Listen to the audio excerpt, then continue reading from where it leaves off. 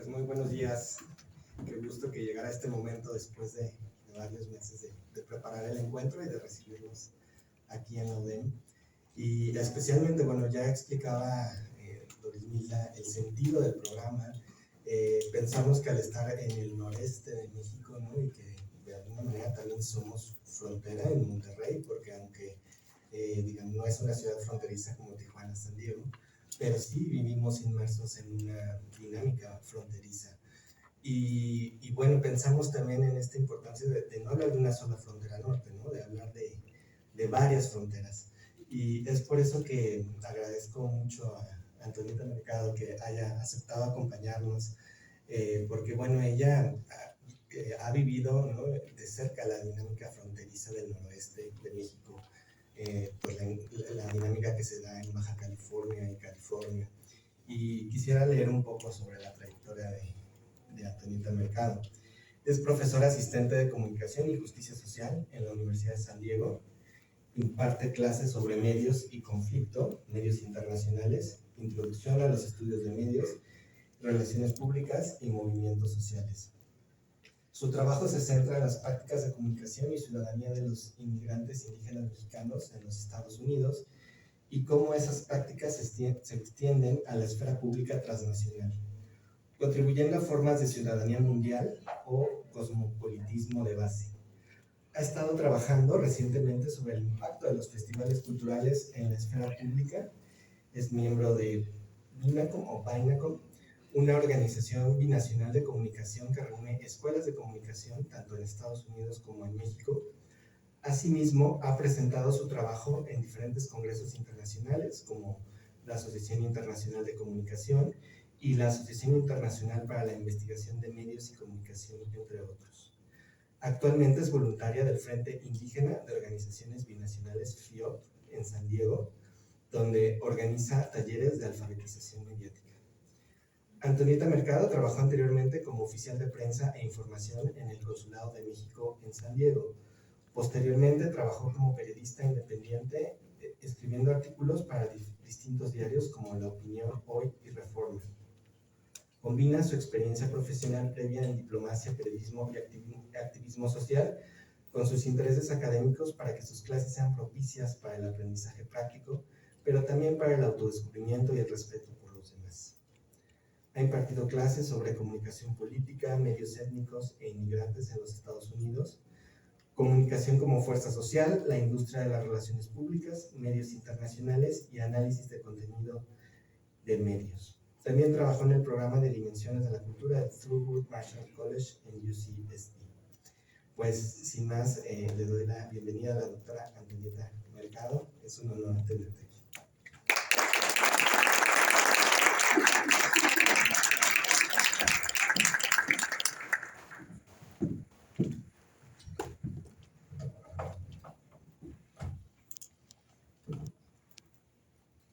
Muchísimas gracias por la presentación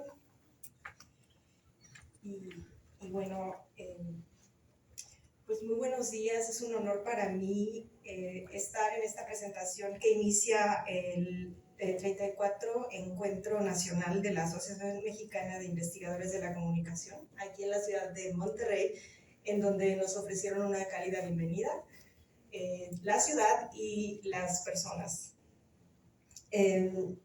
Este congreso se titula Asimetrías de la comunicación, desafíos ante la exclusión y la desigualdad, y yo he titulado mi presentación Fronteras porosas, vecinos distantes, del derecho a la comunicación y la representación a la construcción del buen vivir en la sociedad global. Me dirijo a ustedes con mucho respeto, porque ustedes saben mucho más de comunicación que yo, y también con alegría de estar aquí compartiendo estas palabras con ustedes. Les agradezco. Y me gustaría pasar a la siguiente. Gracias.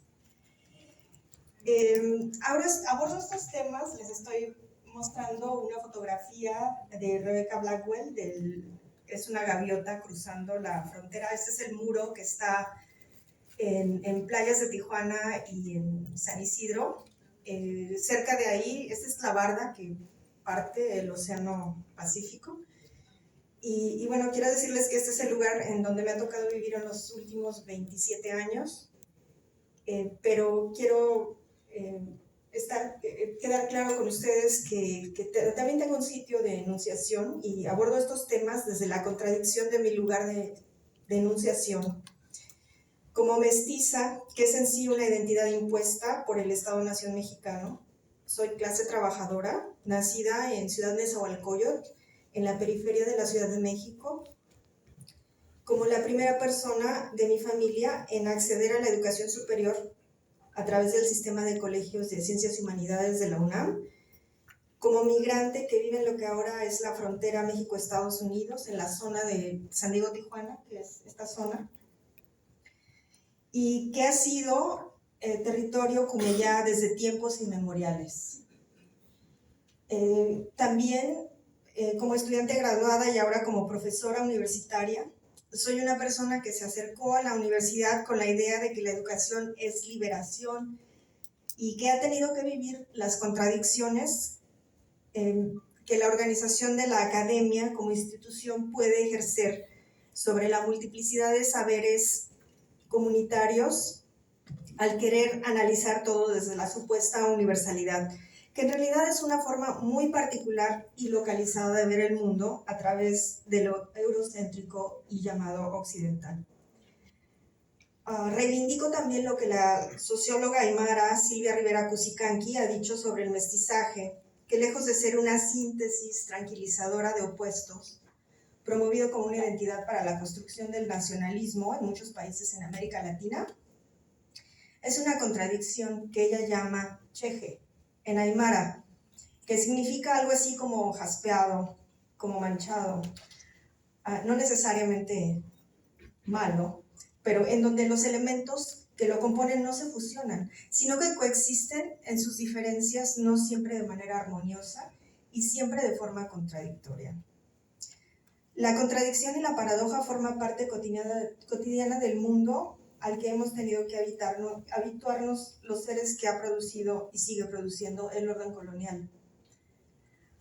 No como la engañosa fusión de dos mundos que nos ha hecho creer la ideología dominante, sino como el mundo al revés, como el resultado de la violencia, el despojo, los desplazamientos forzados y la constante extracción de lo que llaman recursos, y que no es otra cosa que la vitalidad del mundo natural, el mundo social y el mundo espiritual, que han hecho posible la vida en nuestro planeta, y que ha sido afectado por las acciones de la sociedad occidental y el llamado progreso económico, tecnológico, que ahora se llama capitalismo neoliberal y modernidad.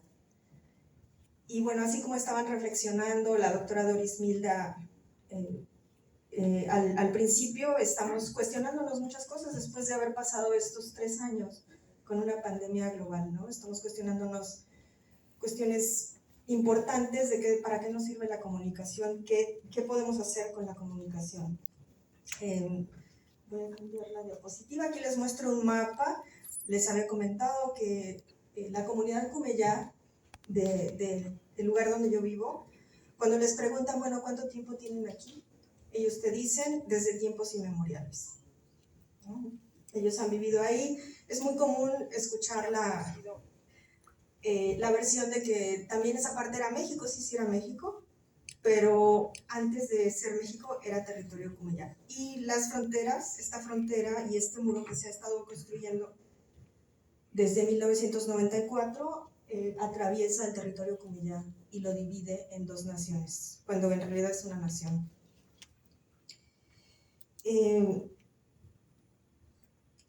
Ya como inmigrante en Estados Unidos y como estudiante de comunicación en las últimas 2 décadas, he tenido el privilegio de acompañar a organizaciones indígenas migrantes, trabajando con el Frente Indígena de Organizaciones Binacionales, que agrupa a varias organizaciones migrantes indígenas, zapotecos, mixtecos y nahuas, triquis. La primera vez que cruzó por mi mente estudiar comunicación fue cuando comencé a trabajar como ayudante de prensa en la oficina de prensa en el Consulado de México en San Diego. a mediados de los años 90. Fue cuando empezó la Operación Guardián, la Operación Gatekeeper. Fue el mismo año que se firmó el Tratado de Libre Comercio y el mismo año del levantamiento zapatista en Chiapas. En octubre del 94, el 1 de enero del 94 se firmó el Tratado de Libre Comercio, bueno, se inició, se había firmado antes. El 1 de enero del mismo año inició el levantamiento zapatista en Chiapas por los derechos de los pueblos indígenas. Y en octubre de ese año el gobierno de los Estados Unidos empieza a construir el muro fronterizo. Y bueno, la primera vez trabajando en este trabajo, haciendo este trabajo de prensa y medios, yo estudié Ciencias Políticas en la Facultad de Ciencias Políticas y Sociales de la UNAM, y yo no tenía conocimiento de las teorías comunicativas que explicaban los encuadres y todas estas diferencias, ¿no? Pero una cosa que me llamaba mucho la atención y que yo quería explicarme era porque cuando yo veía algo, lamentablemente a veces una persecución de migrantes por la patrulla fronteriza o alguna cuestión que tenía que ver con los migrantes cruzando la frontera, había siempre más de 2 versiones, ¿no? Al final, cuando había un suceso, había 2 o 3 versiones de lo que pasó. Entonces era, ¿qué es lo que... ¿por qué, no? ¿Por qué hay versiones? Y me interesó tanto que me fui a estudiar una maestría en comunicación en inglés por primera vez y después ya le seguí, me hice un doctorado. Precisamente uno de los encuadres que me llamaba la atención era que en los medios mexicanos los migrantes eran pobrecitos migrantes, ¿no? Y en los medios de los Estados Unidos son criminales. Y la frontera es un caos, es caótica y ellos son peligrosos y son criminales. Entonces esto me llamó mucho la atención porque de la misma cosa salen 2 versiones o 3 versiones, ¿no? Entonces, a partir de esta experiencia, me he hecho algunas preguntas, no sé si ustedes puedan verlas, voy a leerles algunas. ¿Para qué queremos el derecho a la comunicación, ¿no? ¿Qué es lo que queremos comunicar? Y si conseguimos el derecho a la representación, muchas veces la comunicación es el derecho a la representación digna o al derecho a estar representados en los medios de comunicación, que se sepa sobre los movimientos sociales, por ejemplo, sobre los diferentes grupos marginalizados, pero también para qué queremos representarnos.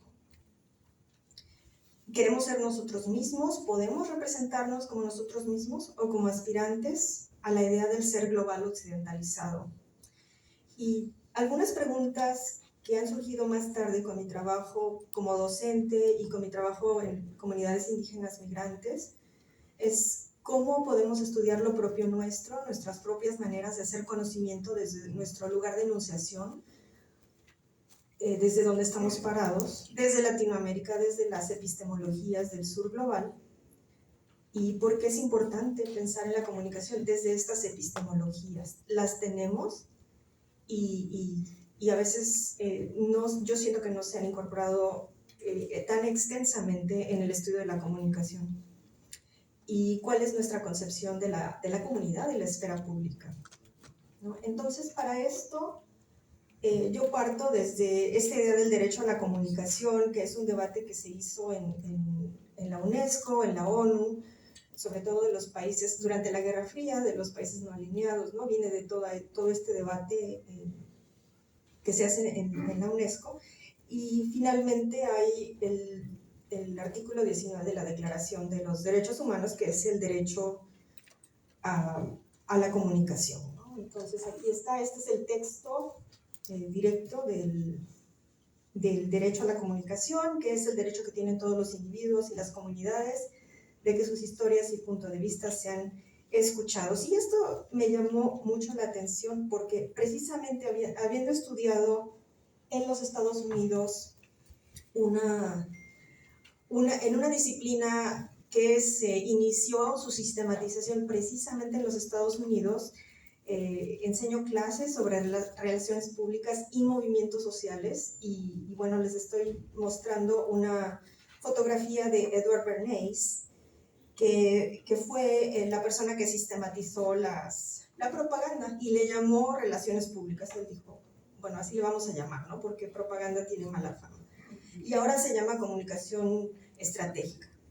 Entonces, pensando en esto, pensando que la comunicación dominante viene de este paradigma, ¿no? Y bueno, Edward Bernays participó con el presidente Woodrow Wilson para convencer al público americano de apoyar la Primera Guerra Mundial. Y bueno, otros de los padres fundadores de la comunicación, como Walter Lippmann, también participaron, y de la Primera Guerra salen dos profesiones, ¿no? Las relaciones públicas y el periodismo organizado. Ya había periodismo antes, pero no estaba organizado sistemáticamente. Ya había una escuela de periodismo en Missouri. Pero bueno, ¿qué hace? Bernays propone que hay que usar la comunicación y la propaganda en este sentido para la paz, ¿no? ¿Y qué es lo que hace? Bueno, entre otras cosas, convence a las mujeres de fumar cigarrillos en los años 20, hace algunos pseudoeventos y las convence. Y otra de las cosas que tiene mucho que ver con lo que hace Bernays es trabajar para la CIA, ¿no? En este caso trabajan para la United Fruit Company, y Bernays se encarga él precisamente de llevar la campaña contra Jacobo Arbenz, que lo depone, se hace un golpe de estado, ponen una junta militar porque Jacobo Arbenz estaba haciendo algunas reformas ejidatarias que afectaban a la compañía. Entonces, Bernays se involucra en esta campaña utilizando su conocimiento sistemático de la comunicación y la propaganda. Entonces, venimos muchas de las ideas vienen, ¿no? de la sistematización de la comunicación en este momento en los Estados Unidos. Y bueno, otra de las cosas es estar, como les decía al principio, yo entré a la universidad con un afán yo me eduqué en el Colegio de Ciencias y Humanidades, en una tradición muy freiriana de que la educación es la liberación.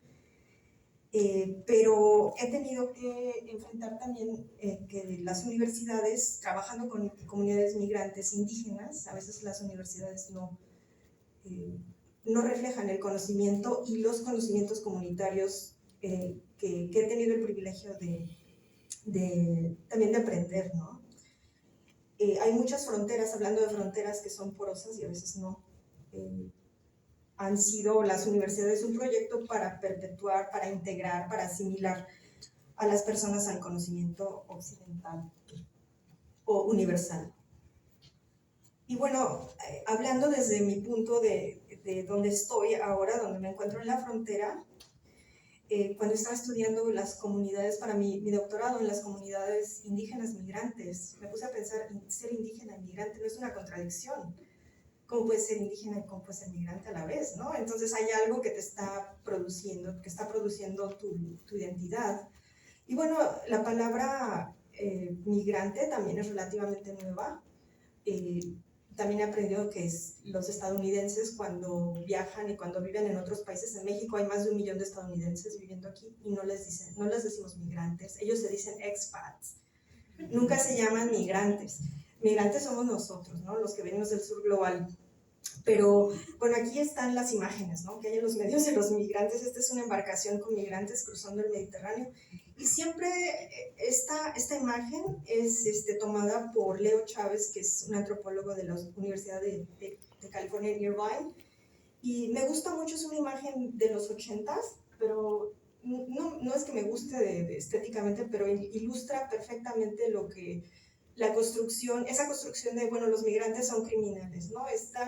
México está sangrando a los Estados Unidos. Si ustedes ven, es la portada de una revista importante, US News, y está sangrando. La gente está entrando y son las metáforas, también las metáforas visuales, ¿no? Y también indígena es una palabra relativamente nueva, ¿verdad? Asociada a la colonialidad y la modernidad. Hay oficialmente 370 millones de personas indígenas en el mundo, 60 millones en el continente americano o Abya Yala. Y se refiere a los que habitan un país. Y bueno, esta construcción, también yo tenía dudas, ¿no? ¿De dónde viene? Esta construcción también es escolástica, ¿no? La construcción de la marginalidad. El debate de Valladolid casi no se discute en el mundo anglosajón, es muy interesante, pero en el mundo hispano pues sí se discute, ¿no? Si hablamos de hay un momento en 1550-51 donde Bartolomé de las Casas va a la corte en España y va a argumentar que los indígenas tienen alma, ¿no? Y dice, son seres humanos. Pero él lo ponen en un debate con Juan Gines de Sepúlveda, que era un intelectual aristotélico, y dice, no, en realidad no tienen alma y nuestro deber es subyugarlos. Entonces, este debate no se resolvió y siempre pienso en este debate cuando pienso en estas caracterizaciones, en estos encuadres de que los migrantes son criminales o los migrantes, pobrecitos migrantes. Esa es la buena parte, ¿no? Si son pobrecitos los vamos a cristianizar, los vamos a hacer como nosotros, o no, son criminales. Entonces, estos debates, estos encuadres no son nuevos. O sea, vienen iteraciones de todos estos encuadres y se aplican a diferentes poblaciones que están marginalizadas. Entonces, hay estos discursos que son muy viejos, que están ligados a la colonialidad, a la colonia. Así es como se ven ahora, ¿no? Hay estos discursos de inclusión y exclusión en el Estado-Nación, quién es humano, quién no es humano, quién es un expat y quién es un inmigrante, ¿no? Quién es un refugiado. Entonces, aquí tenemos todas estas caracterizaciones, ¿no? ¿Quién es un ilegal? Que esa es una palabra que se utiliza mucho también en la política y en los medios. Y bueno, hablando de la migración y de las fronteras, el mundo occidental se está amurallando. Este es un mapa reciente, es un mapa interactivo, no puedo hacerlo interactivo porque lo puse aquí para mi diapositiva, pero ustedes ven las fronteras que están más gruesas, en rojo ya están hechas y las verdes están planeadas para hacerse, y vemos la frontera México-Estados Unidos ahí en todo su esplendor, por decir algo, ¿no? Entonces, el mundo occidental ahora se amuralla para que el sur global no llegue. Pero vean, históricamente esto es proporcional, ¿no? Esto es un mapa de migraciones en los últimos 500 años. Históricamente el mundo occidental es el que más ha migrado, es el que más ha... Pero ahora se amuralla porque no quiere a los migrantes. En realidad solo es el 3.5% de la población mundial la gente que está en diáspora o en migración. No es que todo mundo, si ustedes llegan a San Diego o a Tijuana, verán que los reportes de los políticos, ¿no? A veces los políticos que son muy como empresarios, ¿no? Es que todo el mundo va a querer el modo de vida americano, ¿no? Y todo el mundo quiere venir. En realidad no, la gente... cuesta mucho trabajo migrar, ¿no? Es una decisión compleja. Pero una vez que hay una migración, y aquí vuelvo a mi trabajo con los indígenas migrantes y cito al doctor Gaspar Rivera Salgado, que es académico mixteco en la Universidad de California en Los Ángeles, donde dice, bueno, estamos haciendo muchas cosas, ¿no? Y queremos cambiar a México desde acá, pero también queremos cambiar a Estados Unidos y lo estamos cambiando. Estamos involucrados en los dos países, no estamos lejos, la frontera no nos convirtió en ajenos. Y a partir de esta organización hay una red muy sofisticada de organización de migrantes indígenas, que son las organizaciones con las que yo he trabajado, muy sofisticada, que trabaja en ambos lados de la frontera, son trilingües, cuatrilingües, han comenzado programas de revitalización de las lenguas indígenas, por ejemplo, algo que el gobierno de México no ofrecía en los consulados. Yo llegué a ver que Odilia Romero, que es una líder zapoteca de Los Ángeles, solicitaba intérpretes indígenas para la gente que está presa, la gente que está llevando un proceso penal, y el consulado le decía, es que no podemos tratarlo, no podemos darles tratamiento preferencial, aquí todos hablamos español. Y no es cierto, no es verdad. Entonces no era tratamiento preferencial, ¿verdad? Entonces estas organizaciones han estado supliendo una responsabilidad que le tocaba al Estado mexicano de hacer todos estos programas de interpretación para migrantes indígenas que son mexicanos y que viven allá. Entonces, yo trabajé este concepto que es el cosmopolitismo de base o el cosmopolitismo desde abajo, por todas lo que yo he observado en estos años, más de 15 años acompañando a estos grupos de activistas indígenas. Y es precisamente la disposición de emplear el diálogo para resolver conflictos que pueden surgir de las diferencias culturales, raciales, de clase, de género, nacionalidad, facultades físicas, mentales y otras interseccionalidades sin perder la identidad propia y sobre todo sin hacer de esta identidad una fuente de conflicto con los demás.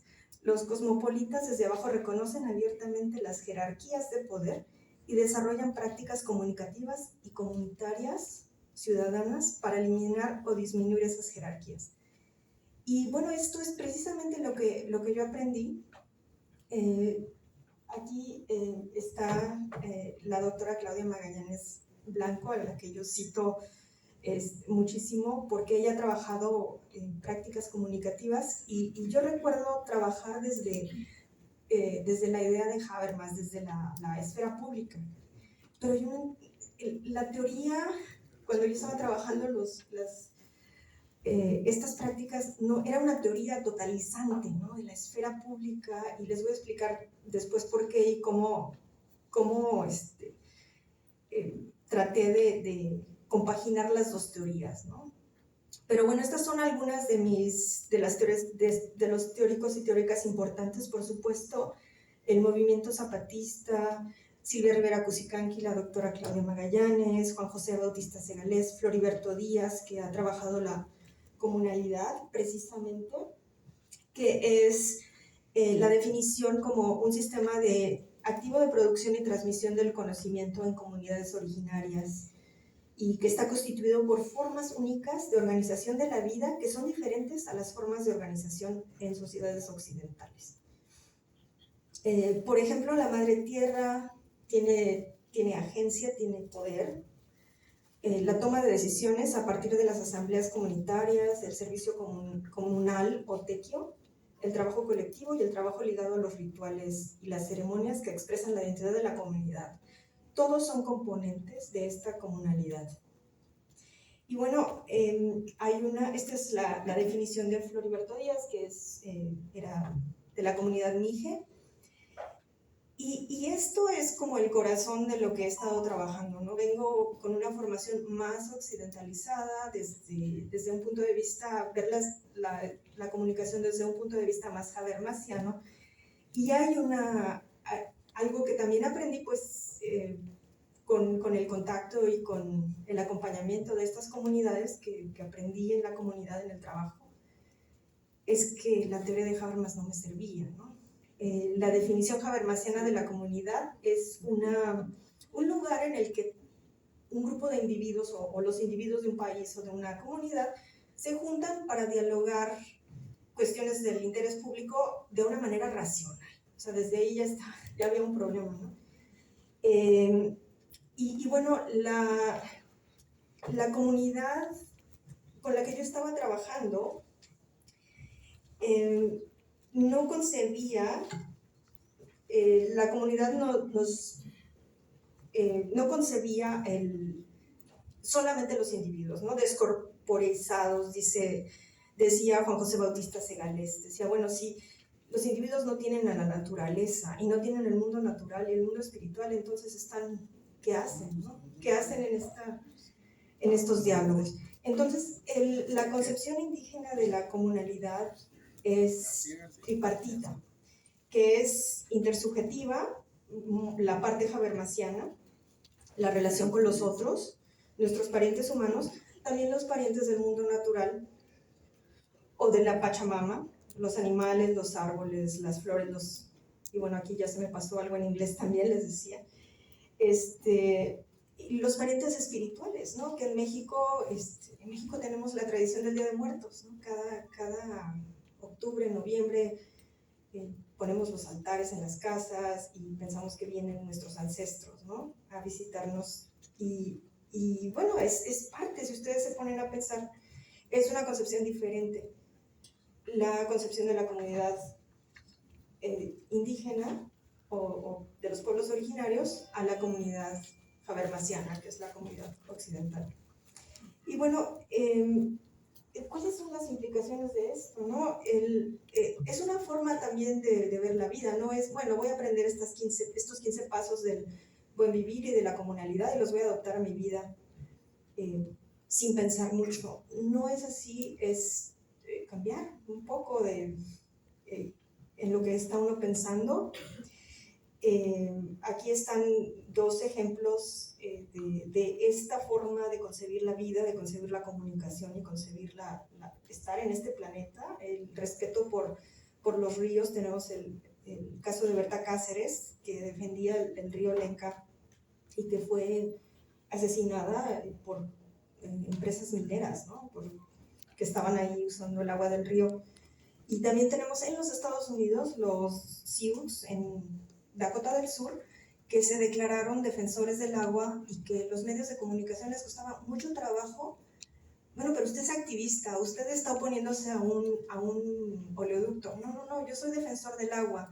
Entonces, esas cosas también, ¿no? Es complejo entender. O sea, me planto a ser defensor del agua. Y es exactamente lo que decían, es que soy defensor del agua. Y a veces los periodistas no podían hacerles la pregunta que seguían, no entendían. Y bueno, acá hay otro ejemplo, ¿no? Hay una conexión, los pueblos indígenas no viven en este sitio idílico, ¿no? Están dentro de la modernidad, dentro del capitalismo, dentro de la colonialidad. Y bueno, hay esta conexión entre la violencia que hay en los pueblos indígenas y las industrias extractivas.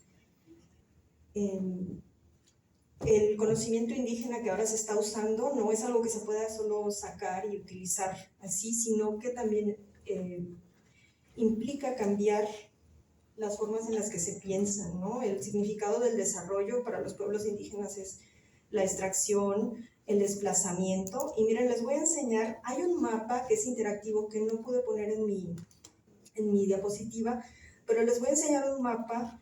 Es de una organización que se llama Global Witness. Este es del 2015. Hay un mapa ya de este año con información hasta el 2021, en donde dice que hay 1.733 activistas del medio ambiente que han sido asesinados. La mayor parte de ellos en América Latina, ¿ustedes ven? La mayor parte, México, Colombia y Brasil, Guatemala, en las zonas donde hay más comunidades indígenas. Entonces, las industrias extractivas están yendo a estas comunidades y estábamos, al principio la doctora Flores Márquez estaba hablando de lo que nos ha puesto a pensar la pandemia, la crisis ambiental, ¿no? Y esto me ha puesto a pensar mucho, esto que está pasando. Aquí hay otro mapa de la misma organización Global Witness, otros datos del 2018, donde hacen una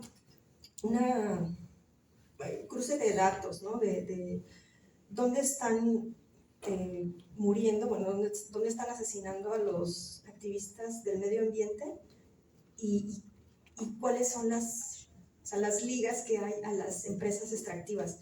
Por supuesto, en el 2018, 43 asesinatos estaban ligados a empresas mineras. Sentimos que vivimos en la posmodernidad y tenemos computadoras en nuestras manos, pero nuestro sistema está basado en la extracción.